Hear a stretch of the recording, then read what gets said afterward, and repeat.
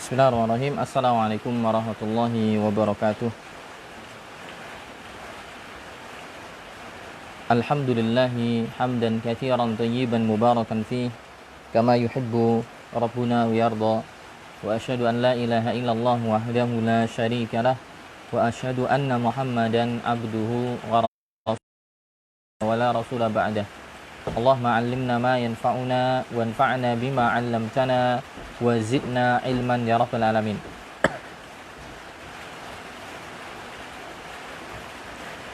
Kaum muslimin yang dimuliakan oleh Allah Subhanahu wa taala, saudara-saudariku yang semoga Allah senantiasa memberikan kita taufik. Semoga Allah senantiasa memberikan mempelajari ilmu agama, terutama berkaitan dengan hal-hal yang wajib untuk kita ketahui pada bab-bab pembahasan akidah, pada bab-bab pembahasan ibadah yang sering kita dapati dalam kehidupan sehari-hari yang tidak bisa kita tinggalkan. Wajib untuk mengetahui dasarnya, seperti pembahasan sholat, pembahasan tentang zakat, pembahasan tentang haji, kurban, dan yang semisalnya. Kawan-kawan sekalian yang dimuliakan oleh Allah Subhanahu wa taala, Allah Subhanahu wa taala punya hak untuk menjadikan sebagian makhluknya lebih utama dibandingkan sebagian yang lain.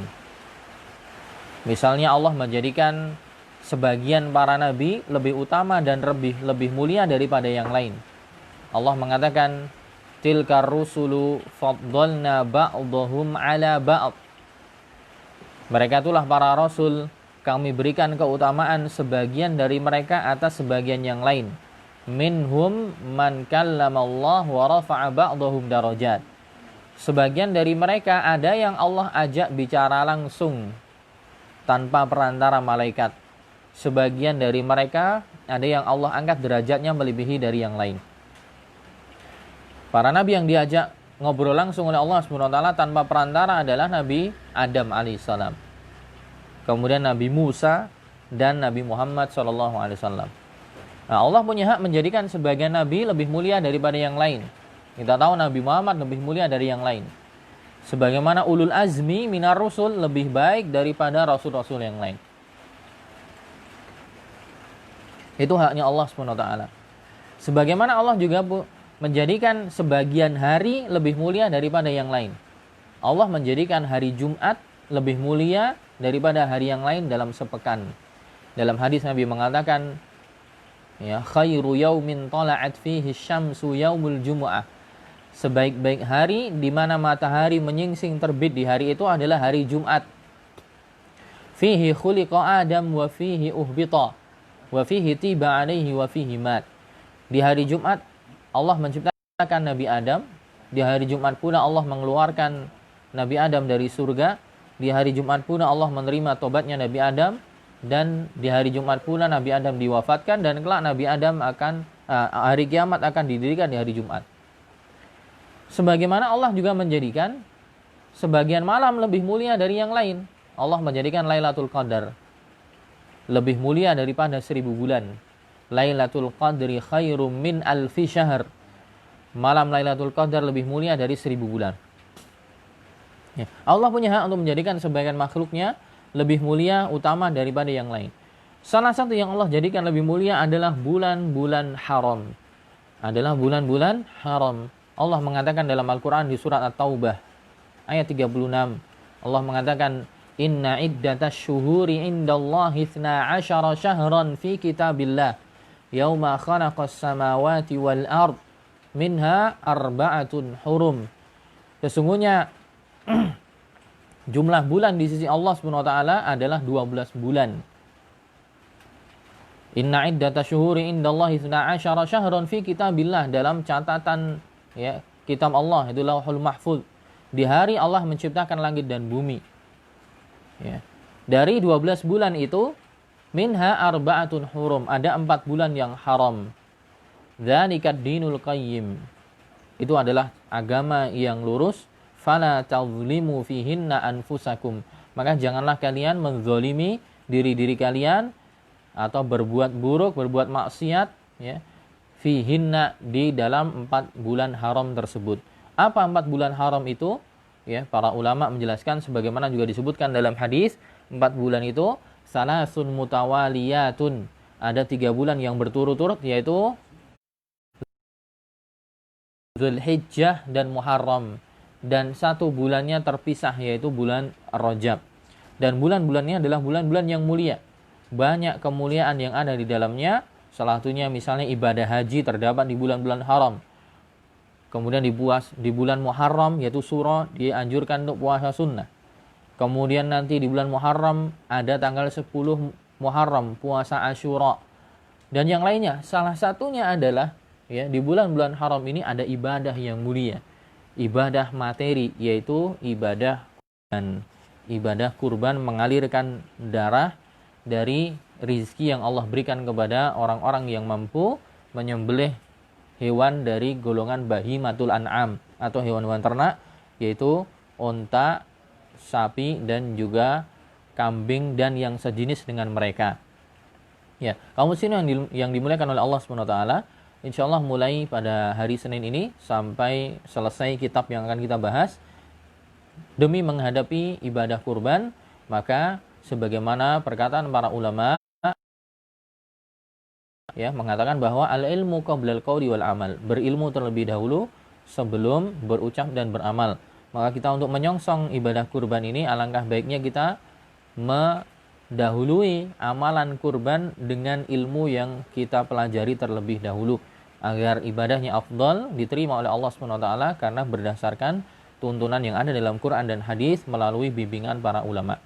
Dan pada kesempatan kali ini, ya, kita akan membaca buku yang tidak terlalu panjang, tidak terlalu luas, lebih pada, ya, ringkasan fikih terkhusus berkaitan dengan kurban, ya. Dan nanti insyaallah bagi yang berminat akan di-share, dan mungkin sebagian sudah di-share file PDF-nya terjemah dari buku yang akan kita bahas, yaitu, ya, Sab'ah wa sittuna mas'alah fil udhiyah, 67 masalah dalam perkara kurban, yang ditulis oleh Syekh Muhammad bin Saleh Al-Munajjid hafizahullah ta'ala.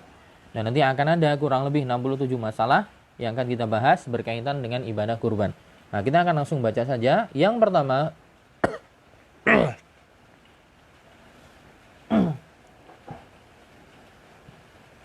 kalau dalam istilah yang kita dapat di dalam buku-buku fikih, ya, kurban itu disebutkan dengan nama udhiyah, ya, al-udhiyah atau ad-dhahiyah. Al-udhiyah atau ad-dhahiyah. Apa sih definisi dari udhiyah atau ad-dhahiyah? Definisinya adalah ma yuzbahu min bahimatil an'am, al-ibil, al-baqar, al-ghanam, ayyamal adha, taqarruban ila Allah Ta'ala. Al-udhiyah atau udhiyah itu adalah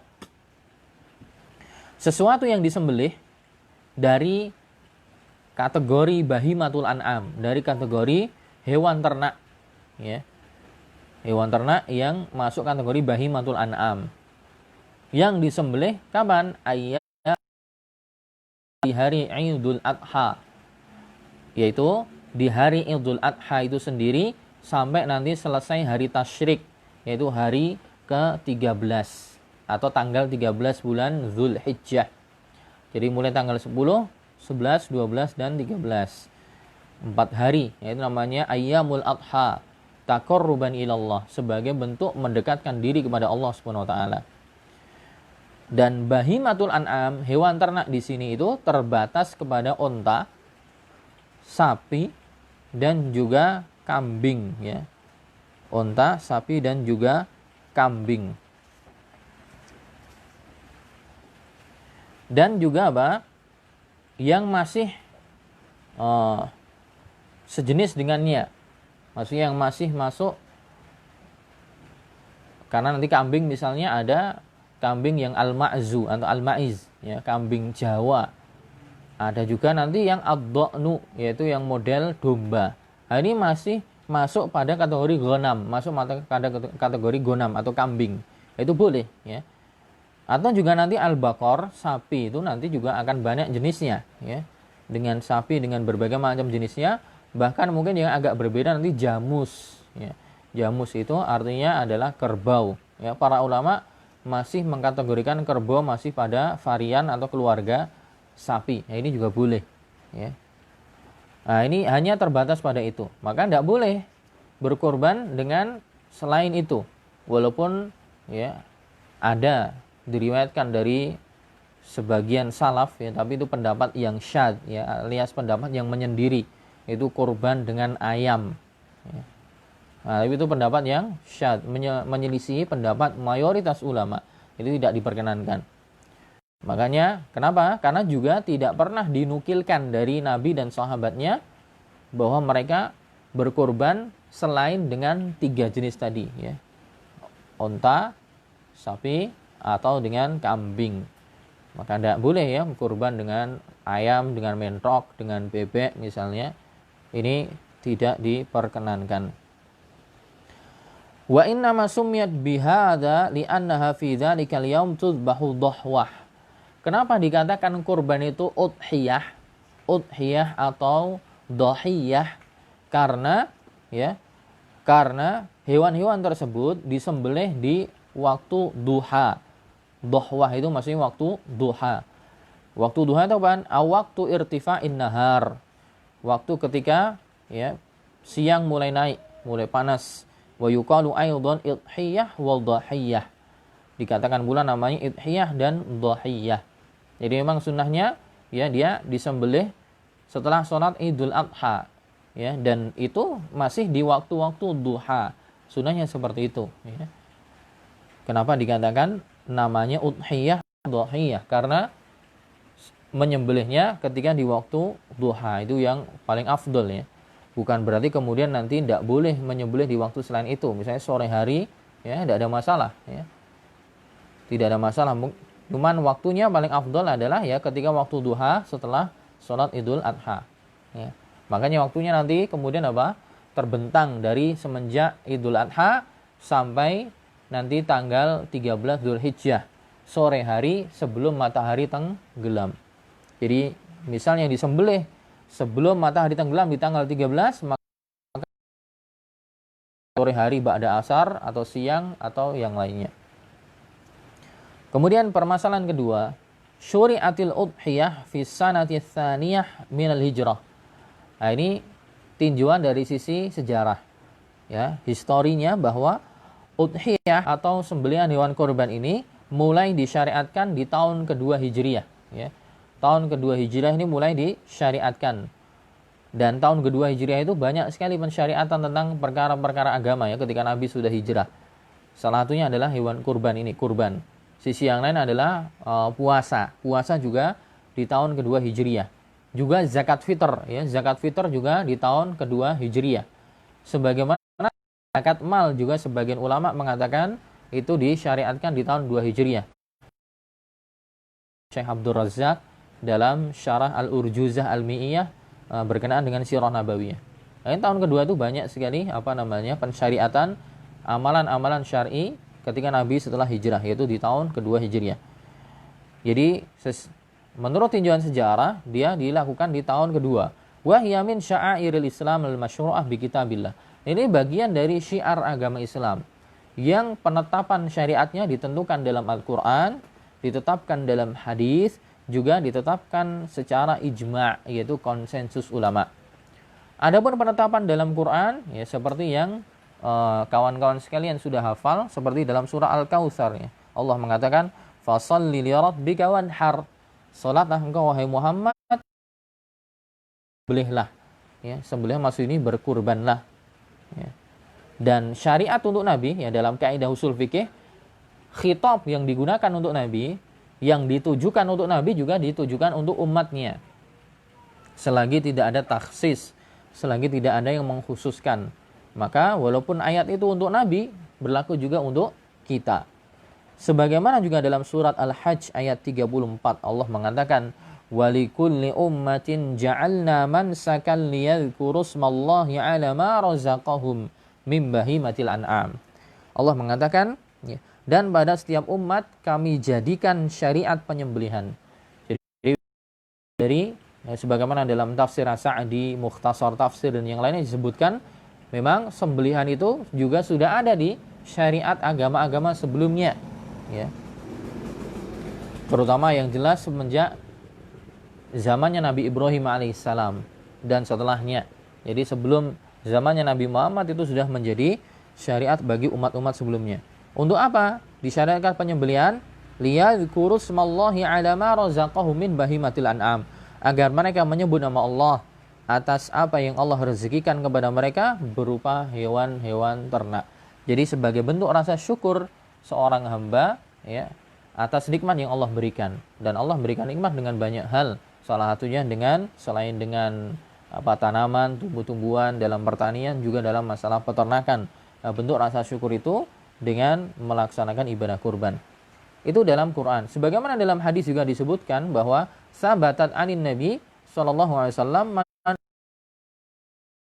ya, bahwa telah valid dari sisi Nabi pernah melakukan kurban sendiri, juga beliau memerintahkan untuk kurban, ya. Adapun bukti perbuatan Nabi SAW seperti yang disebutkan dalam hadis riwayat Bukhari, ya, dari Anas bin Malik, anna Nabi SAW doha bikabsyaini amlahaini akranain, bahwa Nabi SAW menyembelih hewan kurban 2 domba, ya, amlahain akronain, yang gemuk, ya, kemudian bertanduk, zabahahuma biyadihi, beliau menyembelihnya dengan kedua tangan beliau sendiri, wasamma wa kabbara, beliau membaca bismillah dan bertakbir, dan seterusnya. Intinya telah valid dalam Al-Quran, dalam hadis, sebagaimana juga para ulama telah menyepakati atau berkonsensus tentang disyariatkannya ibadah kurban, ya. Permasalahan ketiga, fadlul udhiyah azimun, lakin lam yarid fi tahdidihi aw miqdari sawabihi hadisun sahih. Syekh Shalih Al-Munajjid berpendapat, ya, menukil perkataannya Ibnu Al-Arabi Al-Maliki rahimahullahu taala, bahwa ternyata, ya, belum ada atau belum ditemukan atau tidak ada, ya, menurut pengamatan Ibnu Arabi tidak ditemukan adanya dalil khusus, ya, berupa hadis yang valid, yang sahih, yang menjelaskan tentang ukuran ganjaran ibadah kurban, ya. Kan kadang sering tersebar di kalangan masyarakat bahwa ganjaran ibadah kurban nanti sebanyak bulu dari hewan kurban tersebut. Ada yang seperti itu, ya. Ada hadis yang menerangkan seperti itu. Ibnu Arabi dan yang hadis-hadis yang lain. Ibnu Arabi mengatakan, wa qad rawan nas fiha ay fil udhiyah ajaib lam tasih. Ya, banyak orang yang meriwayatkan hadis-hadis ajaib, yaitu yang membawa makna yang menakjubkan, tapi kebanyakan atau semuanya bisa dikatakan lam tasih, tidak sahih, ya. Wa adaman yatabadaluna al-ahadits nabawiyah, dan hendaknya share hadis-hadis Nabi fi mawaqi'it tawasul, hadis Nabi sosial dan yang selainnya untuk memperhatikan hal ini, ya. Tapi, ya, menurut pembahasan yang lain, ya, seperti di Fatwa Syabakah Islamiyah itu juga disebutkan, dan juga di buku-buku ulama yang lain, bahwa dalam masalah fadilah amal, yaitu keutamaan suatu amalan, jika ada hadis yang menjelaskan tentang amalan tertentu yang punya fadilah tertentu, selagi hadisnya dhaifnya tidak parah, ya, ya, tidak maudhu' atau tidak mungkar, ya, tidak terlalu parah, maka para ulama sebagian mengatakan boleh diambil sebagai fadilatul a'mal, sebagai motivasi untuk beramal, gitu. Ya, cuman kita kesahihannya. Tapi kalau kita sandarkan, ya, menukil perkataan Ibnu Arabi, kata beliau memang kebanyakan hadis-hadis yang menjelaskan tentang keutamaan kurban itu tidak sah, ya. Walaupun sebagian ulama yang lain mengatakan misalnya tidak sah pun tidak ada masalah untuk menyebutkan motivasi aja, fadilah amal, ya, menurut sebagian ulama. Ya, misalnya ada yang sahih, itu lebih berhak untuk kita share, ya, daripada yang lemah. Ya, ini lebih aman untuk keluar dari perselisihan ulama. Kemudian permasalahan yang keempat, Al-udhiyatu sunnatun muakkadatun inda jumhuri ahlil ilmi. Kurban itu hukumnya sunnah muakkadah, yaitu sunnah yang sangat ditekankan. Sunnah itu apa sih? Sunnah itu ma talabahu syari' talaban ghaira jazimin. Dalam pengertian usul fikih, sunnah itu adalah sesuatu yang diminta, ya, ma talabahu syari' fi'lahu talaban ghaira jazim. Sesuatu yang diperintah oleh pembuat syariat, yaitu Allah dan Rasulnya, untuk dikerjakan, tapi permintaannya tidak terlalu tegas. Itu kita disuruh untuk melakukan, tapi permintaan untuk melakukan itu tidak terlalu tegas. Atau dalam pengertian yang lain, sunnah itu adalah ma yusabu fa'iluhu imtisalan wala yu'aqabu tarikuhu. Sunnah itu adalah sesuatu yang jika dikerjakan mendapat pahala karena tunduk kepada Allah, tapi kalau ditinggalkan tidak berdosa. Ya. Nah, mayoritas ulama mengatakan bahwa kurban itu sunnah muakkadah. Sunnah tapi sangat ditekankan. Ya. Kenapa para ulama mayoritas berkesimpulan menjadi sunnah muakkadah?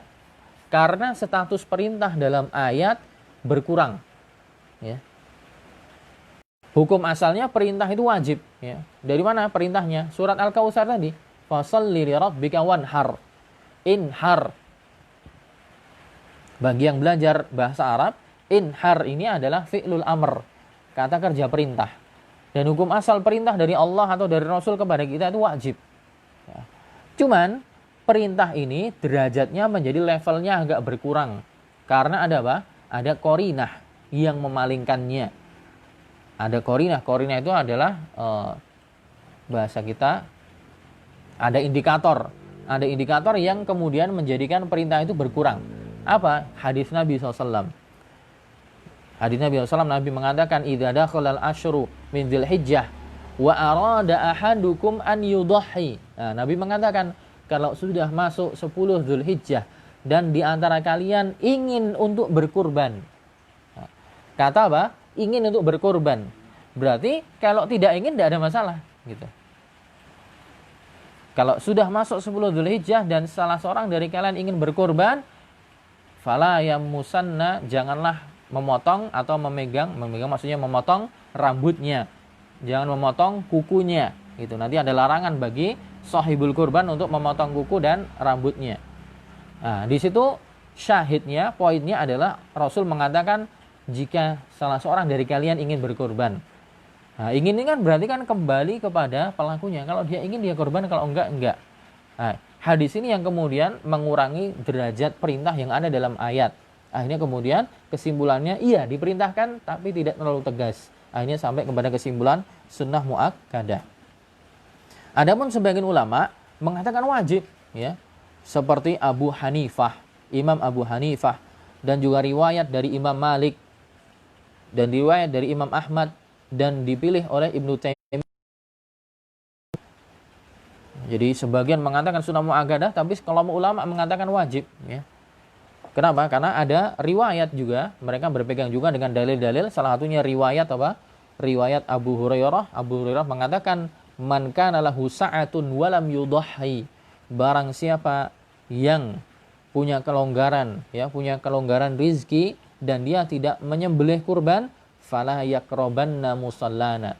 Jangan sekali-kali mendekati tempat ibadah kami. Ya, ini seakan-akan mencela, ya, dilarang untuk mendekati tempat ibadah musalla. Nah, ini tentunya bagi orang yang punya kemampuan secara materi, ya. Bagi yang belum punya kemampuan, maka tentunya tidak ada tuntutan itu, ya, tidak ada tuntutan itu. Bagi yang punya, memang ada dua pendapat, ya. Tapi kalau pengen hati-hati, ya silahkan berkurban, ya. Dan kalau hanya sekedar untuk menggugurkan kewajiban, misalnya toh kita ambil pendapat yang wajib, ya. Misalnya hanya sekedar menggugurkan kewajiban, maka bisa ikut berkorban dengan yang paling minimal, ya. Dengan yang paling minimal. Yaitu apa? Dengan kambing, ya. Dengan kambing. Yang penting cukup umur, ya. Yang penting cukup umur. Ya, kambing kacangan itu yang sudah umur setahun, yang kecil-kecil mungkin harganya masih bisa terjangkau. Wallahu alam, ya, harganya berapa di pasaran, ya. kemungkinan masih di bawah 3 juta ya, atau mungkin di bawah 2 juta ada. Nah, itu sudah mencukupi ya, umurnya.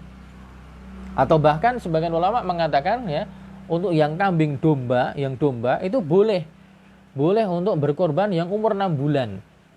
6 bulan itu sudah boleh, sebagaimana disebutkan dalam fikih Muyasar dan buku-buku fikih yang lain ya. Itu boleh bagi yang berkorban dengan do'an ya. Dikatakan ad-do'an yustaratu fihil jada' wa huwa ma'akmana sanah. Do'an itu yang sudah ya, jada' atau dikatakan jada', yaitu sudah menyempurnakan umurnya setahun. Wakila sittah ashur. Sebagai ulama berpendapat 6 bulan sudah bisa. Nah, ini mungkin untuk kondisi yang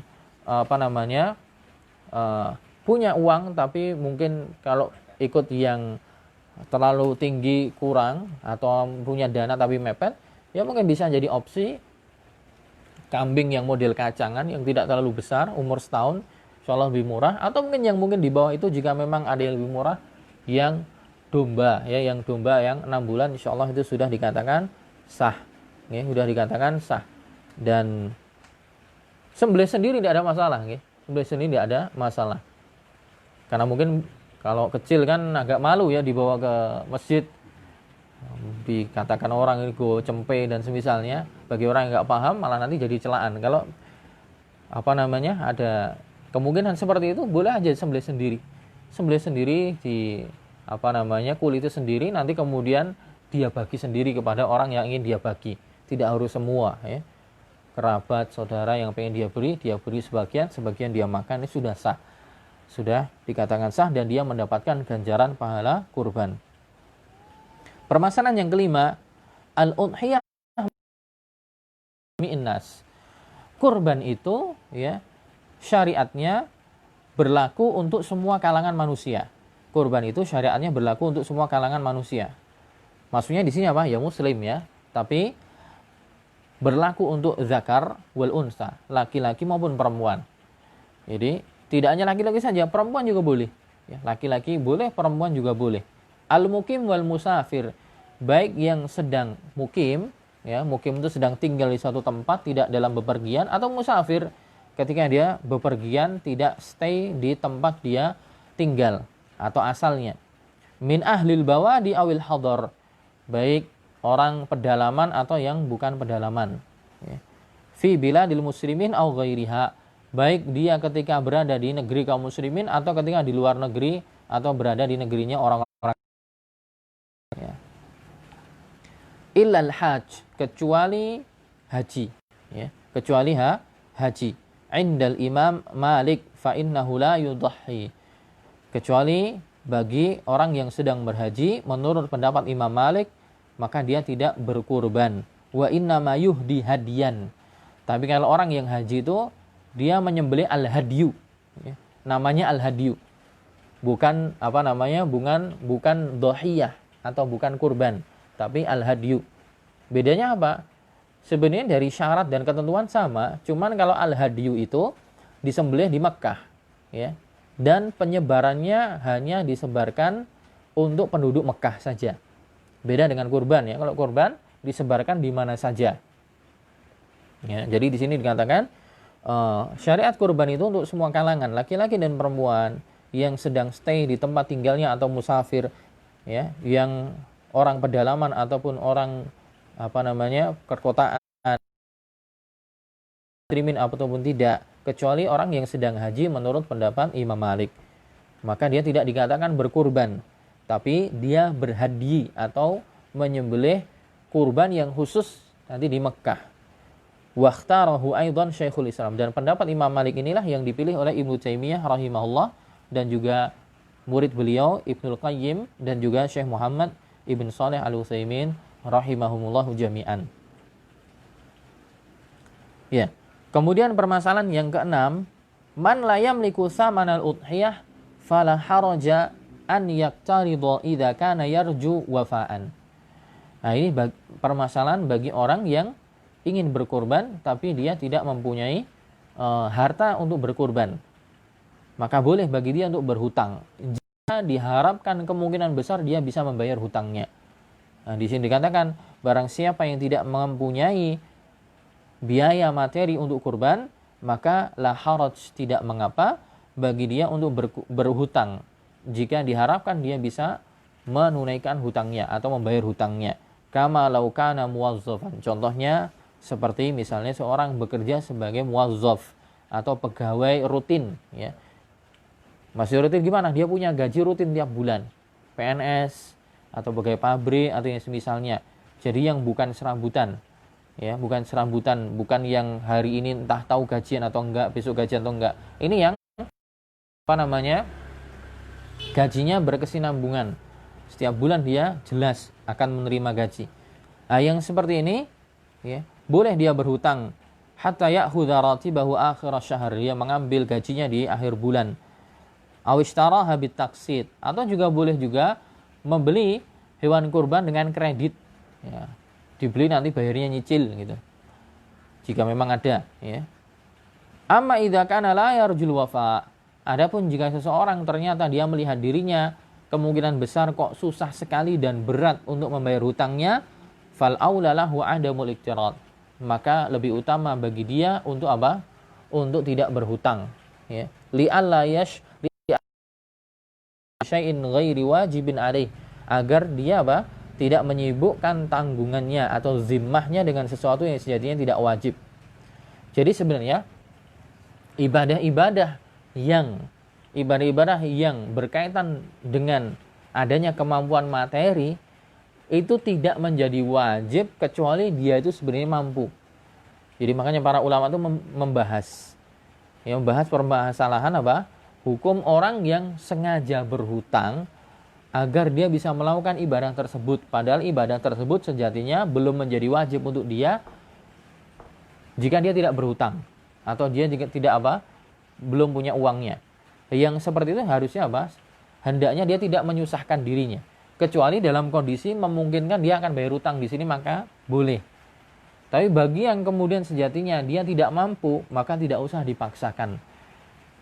Karena hukum asalnya bara'atuz zimmah. Hukum asalnya itu tanggungan atas seorang muslim itu dia nggak punya tanggungan, kecuali memang nanti nanti terpenuhi untuk dia syarat untuk melakukan ibadah yang berkaitan dengan materi misalnya, ya. Nah, maka seseorang yang misalnya berhaji misalnya, seorang baru punya kewajiban haji ya ketika dia punya mampu uang, punya badan yang sehat, punya materi yang cukup, baru dia wajib.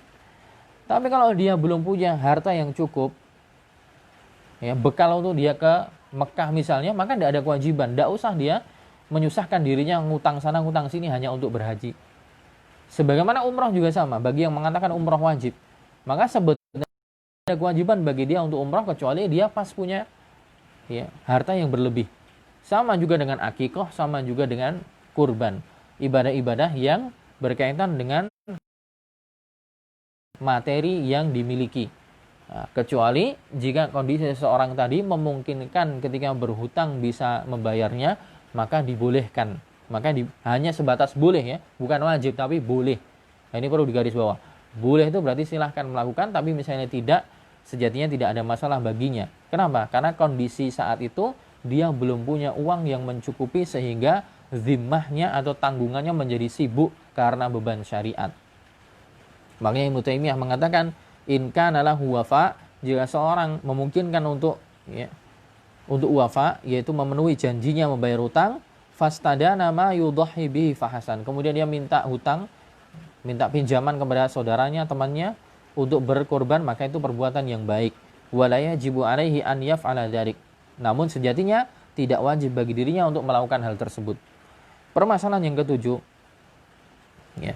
Minas shadaqatil lati yundabu ilaiha.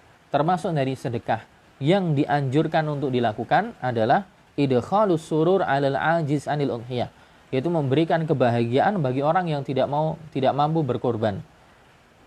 Ada sebagian orang yang kaya, punya harta berlebih, dia mungkin bisa kurban kambing berapa ekor gitu.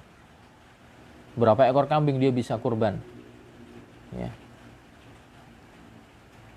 Nah, dia melihat ada beberapa orang yang sejatinya pengen banget berkurban. Nah, termasuk sedekah yang sangat dianjurkan adalah ketika orang bisa kurban dengan jumlah yang banyak, dia berikan sebagian kurbannya itu sebagai sedekah untuk orang lain tadi yang pengen kurban agar dia bisa berkurban. Agar dia juga bisa merasakan bagaimana rasanya kurban. Bisa jadi ada sebagian orang yang seumur hidupnya belum bisa kurban. Akhirnya dikasih 1 ekor, silakan monggo kurban atas nama Anda, ya. Atas nama Anda dan keluarga Anda, nanti ganjarannya diniatkan untuk Anda dan keluarganya. Ya, silahkan monggo. Nah, ini termasuk yang dianjurkan. Dengan apa? Bit tabarruk lahu bikimatiha. Boleh mendonasikan dengan apa? Dengan nominalnya. Au ihda'uhu syatan yudhahi biha. Jadi bisa dengan nominalnya, monggo Pak, ini uang sejumlah sekian, silahkan beli kambing di sana. Tapi lebih aman mungkin dalam bentuk langsung kambing, karena takutnya kalau dalam bentuk uang nanti malah dialihkan untuk yang lain. Tapi insya Allah kalau dia amanah, insya Allah dia akan beli kambing, teman. Nah, boleh, intinya boleh dengan nominalnya, boleh juga dengan langsung kambingnya. Silahkan monggo, ini saya ada kambing beberapa ekor, saya pengen kurban, yang ini pengen di masjid. Lebih baik saya kasihkan dengan 1 bisa untuk kurban atas nama Anda, ya. Pahalanya bisa diniatkan untuk Anda dan keluarganya. Nah, ini sebagaimana dalam hadis riwayat Bukhari dan Muslim dari Uqbah bin Amir, diceritakan bahwa Nabi SAW qasamal dhahaya baina ashabihi. Nabi SAW dulu pernah seperti itu. Nabi punya kurban yang banyak, beliau bagikan kepada sebagian sahabatnya. Apa? Agar mereka juga bisa merasakan, oh, rasanya kurban seperti ini. Ya, memasukkan kebahagiaan dalam hati orang-orang yang beriman, yang berkeinginan untuk kurban tapi belum punya kemampuan. Wa min karaimil ma'ruf, dan termasuk ya hal yang ma'ruf, yang mulia adalah an yuwakila malahu aksar min udhiyah fakiran dha iyalin min akaribihi aw jiranihi liyadbahaha fi baitihi. Termasuk juga dari hal yang ma'ruf adalah kalau tadi memberikan, berarti sudah pindah nama. Atau kalau tidak seperti itu, ya, mewakilkan, an yuwakila man lahu aksar min udhiyah, atau mewakilkan, saya punya kurban banyak, saya wakilkan 1, Mas tolong sembelihkan, tapi tetap masih atas nama saya. Masih atas nama saya, tapi dia suruh menyembelihkan. Dan nanti silahkan dibagi untuk keluarganya, gitu. Yaitu seorang fakir za'iyalin min aqaribihi, punya keluarga dari kalangan kerabatnya, dari tetangganya, untuk menyembelih di rumahnya, li idkhalis surur alaihi wa ala usratihi, untuk memberikan kebahagiaan untuk dia dan juga keluarganya. Itu silahkan sembelih sendiri, ya. Boleh, tapi tetap atas nama yang punya dagingnya untuk mereka semua, atau nanti dikirimkan sebagian, tapi sebagian besarnya untuk Anda dan keluarga Anda. Jadi agar mereka berbahagia, ya.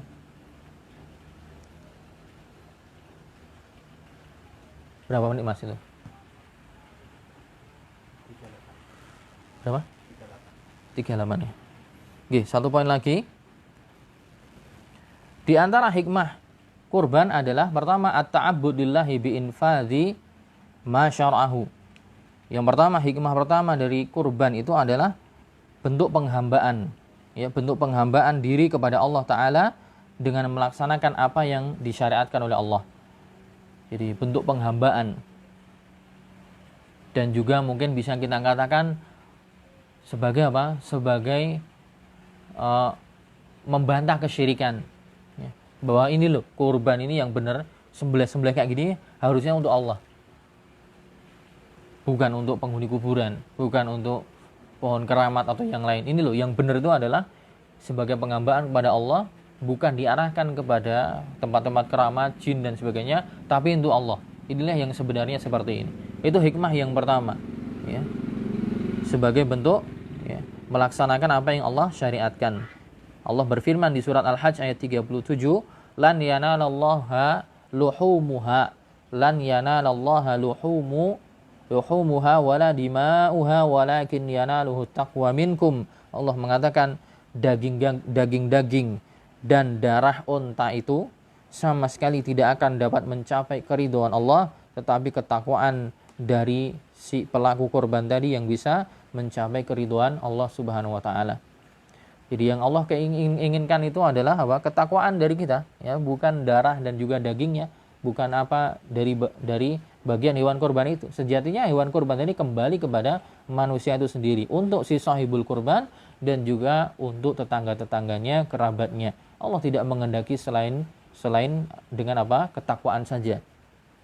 Itu hikmah yang pertama. Hikmah yang kedua adalah ihya sunnati Ibrahim. Hikmah yang kedua adalah menghidupkan sunnah yang dicontohkan oleh Nabi Ibrahim alaihissalam. Tentunya dalam kisah yang terkenal ketika beliau disuruh untuk menyembelih putranya Ismail alaihissalam. Kemudian hikmah yang selanjutnya adalah syukurullahi subhanahu wa ta'ala ala nikmatil muta'addidah. Itu bentuk syukur kepada Allah subhanahu wa ta'ala atas nikmat yang sangat beragam, nikmat yang sangat banyak yang Allah berikan kepada kita. Ya. Allah mengatakan liyashhadu manafi'a lahum wa yadhkuru ismallah fi ayyamin ma'lumat ala ma razaqahum min bahimatil an'am, supaya mereka menyaksikan sebagai manfaat bagi mereka dan supaya mereka menyebut nama Allah Subhanahu wa taala pada hari yang telah ditentukan atas rizki yang Allah berikan kepada mereka berupa binatang ternak. Hikmah yang lain adalah musyarakatu ahlil buldan hujjaj baitillah fi ba'di sya'airil hajj.